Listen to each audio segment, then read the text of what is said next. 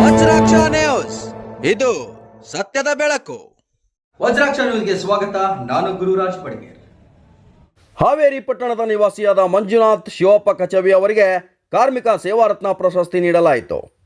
ಬಡ ಕಾರ್ಮಿಕರ ಬೆನ್ನೆಲುಬಾಗಿದ್ದ ಹಾವೇರಿ ಜಿಲ್ಲೆಗೆ ಹೆಸರುವಾಸಿಯಾದ ಮಂಜುನಾಥ್ ಶಿವಪ್ಪ ಕಚವಿ ಅವರಿಗೆ ವಿಶ್ವ ಕಾರ್ಮಿಕ ದಿನಾಚರಣೆ ಅಂಗವಾಗಿ ಬೆಂಗಳೂರಿನ ಕೆಪಿಸಿಸಿ ಕಚೇರಿಯಲ್ಲಿ ಶುಕ್ರವಾರ ನಡೆದ ಕಾರ್ಯಕ್ರಮದಲ್ಲಿ ಹಾವೇರಿ ಜಿಲ್ಲೆಯ ಕಾಂಗ್ರೆಸ್ ಮುಖಂಡರಾದ ಮಂಜುನಾಥ್ ಶಿವಪ್ಪ ಕಚವಿ ಅವರಿಗೆ ಕಾರ್ಮಿಕ ಸೇವಾರತ್ನ ಪ್ರಶಸ್ತಿ ನೀಡಿ ಗೌರವಿಸಲಾಯಿತು. ರಾಜ್ಯದ ಮುಖ್ಯಮಂತ್ರಿ ಸಿದ್ದರಾಮಯ್ಯನವರು ಪ್ರಶಸ್ತಿ ನೀಡಿ ಸನ್ಮಾನಿಸಿದರು. ಹಾಗೆ ಎಲ್ಲ ಬಡ ಕಾರ್ಮಿಕರು ಪ್ರಶಸ್ತಿ ಸಿಕ್ಕ ನಂತರ ಅಭಿನಂದನೆಗಳನ್ನು ತಿಳಿಸಿದ್ದಾರೆ. ಈ ಕಾರ್ಯಕ್ರಮದಲ್ಲಿ ಕರ್ನಾಟಕ ಪ್ರದೇಶ ಕಾಂಗ್ರೆಸ್ ಸಮಿತಿ ಅಧ್ಯಕ್ಷರು ಹಾಗೂ ಉಪಮುಖ್ಯಮಂತ್ರಿ ಡಿಕೆ ಶಿವಕುಮಾರ್, ವಿಧಾನ ಪರಿಷತ್ ಮುಖ್ಯ ಸಚೇತಕ ಸಲೀಂ ಅಹಮದ್, ಮಾಜಿ ಸಚಿವ ಹಾಗೂ ಗ್ಯಾರಂಟಿ ಅನುಷ್ಠಾನ ಪ್ರಾಧಿಕಾರದ ಅಧ್ಯಕ್ಷ ಎಚ್.ಎಂ. ರೇವಣ್ಣ, ಭಾರತೀಯ ಯುವ ಕಾಂಗ್ರೆಸ್ ಅಧ್ಯಕ್ಷ ಮಂಜುನಾಥ್, ಕೆಪಿಸಿಸಿ ಕಾರ್ಯಾಧ್ಯಕ್ಷ ಜಿಸಿ ಚಂದ್ರಶೇಖರ್ ಸೇರಿದಂತೆ ಅನೇಕ ಗಣ್ಯರು ಉಪಸ್ಥಿತರಿದ್ದರು. ಕಾರ್ಮಿಕ ಹಕ್ಕುಗಳಿಗಾಗಿ ಹಾಗೂ ಸಂಘಟನಾ ಕಾರ್ಯಗಳಲ್ಲಿ ಸಲ್ಲಿಸಿದ ಸೇವೆಯನ್ನು ಪರಿಗಣಿಸಿ ಮಂಜು ಕಚವಿ ಅವರಿಗೆ ಈ ಪ್ರಶಸ್ತಿಯನ್ನು ನೀಡಲಾಗಿದೆ. Vajraksha news report, Kalandar ಎಲೆದಹಳ್ಳಿ, Haveri. ಕಾರ್ಮಿಕ ಇಲಾಖೆಯಲ್ಲಿರೋ ಸವಲತ್ತುಗಳನ್ನ ಕೊಡಿಸ್ತಾ ಇದ್ದಾರೆ. ಅವ್ರಿಗೂ ಸಹ ಇವಾಗ ಸನ್ಮಾನ ಆಗ್ತಾ ಇದೆ.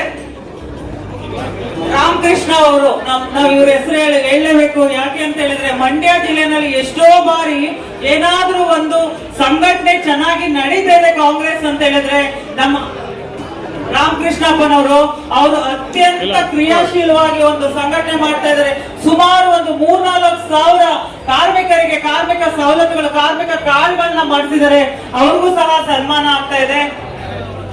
ಊರ್ಗುಂಡಪ್ಪನವರು ರಾಯಚೂರು ಜಿಲ್ಲಾ ಅಧ್ಯಕ್ಷರು, ಅವರು ತುಂಬಾ ಏನು ಕಷ್ಟದಲ್ಲಿದ್ರು ಅವರು ಬೇರೆಯವರಿಗೆ ಸಹಾಯ ಮಾಡಿಕೊಂಡು ಒಂದು ಸಂಘಟನೆಯಲ್ಲಿ ಮುಂಚೂಣಿಯಲ್ಲಿದ್ದಾರೆ.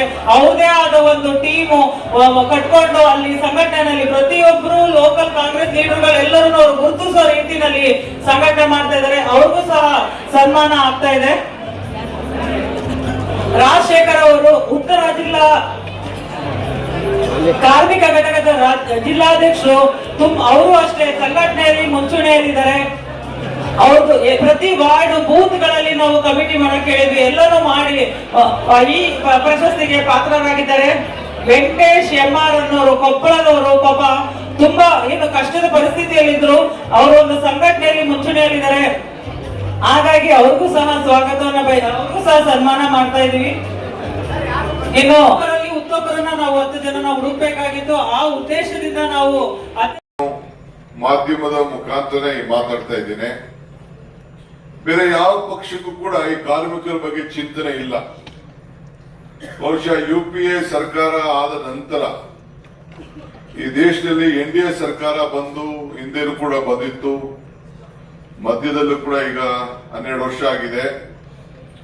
ಒಂದು ಸಣ್ಣ ಕಾರ್ಮಿಕರ ಬದುಕಿನ ಬಗ್ಗೆ, ಕಾರ್ಮಿಕರ ಜೀವನ ಬದಲಾವಣೆ ಮಾಡಕ್ಕೆ, ಕಾರ್ಮಿಕರ ರಕ್ಷಣೆ ಮಾಡಲಿಕ್ಕೆ ಒಂದು ಕಾಯ್ದೆ ಕೂಡ ಇವತ್ತು ತರಕ್ಕೆ ಸರ್ಕಾರಗಳ ಕೈಲಿ ಆಗ್ಲಿಲ್ಲ.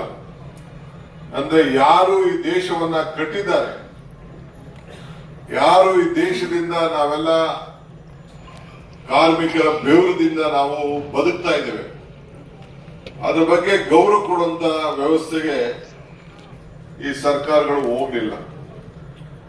All wealth is the product of labour.